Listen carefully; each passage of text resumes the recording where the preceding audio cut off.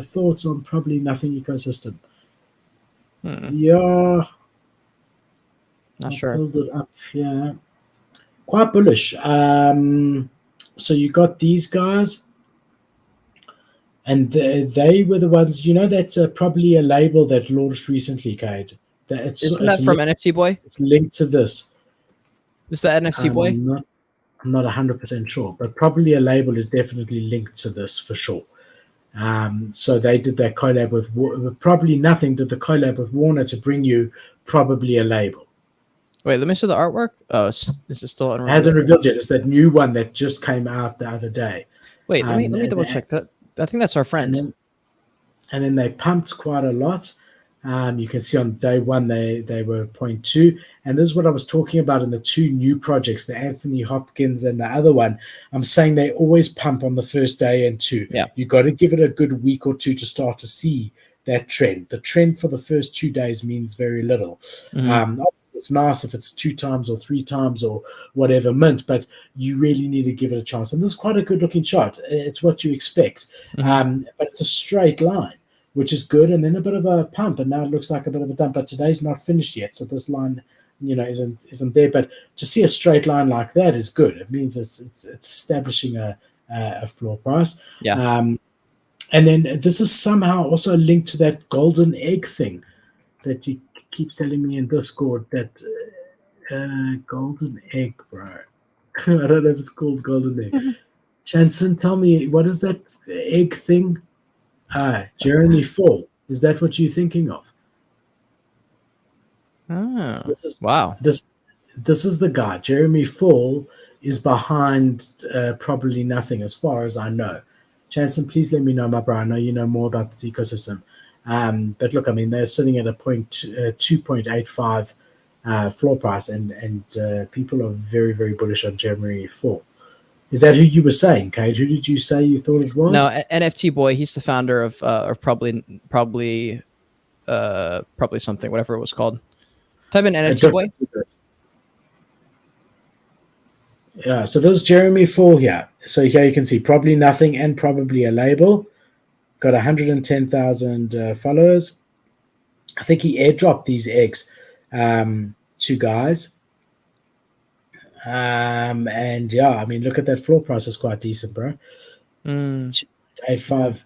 It's nice. And it's a thin floor. I mean, look at this. Goes straight to 5. So yeah, I mean, guys are pretty bullish on him. And again, I mean, he's behind Probably Nothing and Probably a Label. And you got Warner Music and Probably a Label. The fact that he was able with a relatively new project, Probably Nothing is pretty newish, and a smallish project, to be able to get Warner Records to partner with him. The guy really has to be a mover and shaker in the space. I mean, that's not easy to do. Yep. I agree. Very cool stuff. Yeah. Very cool stuff. Hard to sell out a collection in this kind of market too. So shout out. Yeah, and again, it was done on OpenSea's Launchpad. Seems to be really adding quite a lot of value to projects these days, which is good to see. But again, for the record, they've copied Magic Eden, who had a Launchpad before that. True. Which is fine. I mean, what do they say? Copying is the best form of flattery. What? Yeah. I mean, it's true. I mean, you're always going to be the OG. It doesn't really matter. In my opinion. I think we're all guilty of that. I mean, like in anything, if you see something that's in anything, I mean, I like Cade's sunglasses or whatever, and I start wearing sunglasses. I don't know. We all products of that. And in business world, you look at your competitor's website because it's good to check your competitors and stuff, and you see a feature that they have that you don't. Well, I don't know. I don't know. I'm sorry. I don't know if there's a problem with it. I don't know. I mean, I think it's healthy to have competition. Like there are people like Champ. I viewed him as competition for a long time. I was just kind of like, I don't know what it was. Yeah, I just like saw a little bit of myself in him. He works really hard. And I was like, fuck, like he's so far ahead of me. I got to like grind super hard now. So I think some of competition and even jealousy and like envy, I think it's okay a little bit just to spark you to get your ass off and go. And then as far as like, if you have a derivative of someone or not derivative, if you have someone like copying your shit, in my opinion, it's just like even more fire into my ass to just keep going and get more people to copy my shit so I can keep elevating. Like Doodles is always going to be the OG, like that style of project, I feel like. And there's so many other like pastel type of color projects, and you always know that they're just a derivative of Doodles, and you're like, Doodles is top dog. So who knows? Yeah. No, for sure. But also, like, you want to forge your own way. So even like, in anything, your own way as a content creator, your own way in business. So, you don't really want to take on too much of other people's stuff, because then it's not, you. I mean, I don't know. Not sure.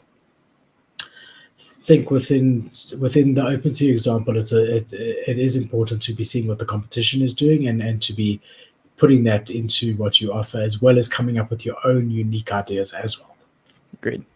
Agreed. All right, everybody. Thank you for joining Kate and I this evening. If you haven't already, please subscribe. Only 55% of you are subscribed. Woo! If you're not subscribed, Come on, with bell man. notifications on, leave comments, hit the like button. You're welcome in both of our Discords at any time. They are both free. Follow us both on Twitter, Wait. and we will see you here next week. I was just going to say the membership thing. I'm thinking about making a Discord that's closed and then have that being one of the perks. We'll talk about it. But anyways, yeah, thanks for being here, guys. Click that like button. Thanks, guys. Keep well. Ciao.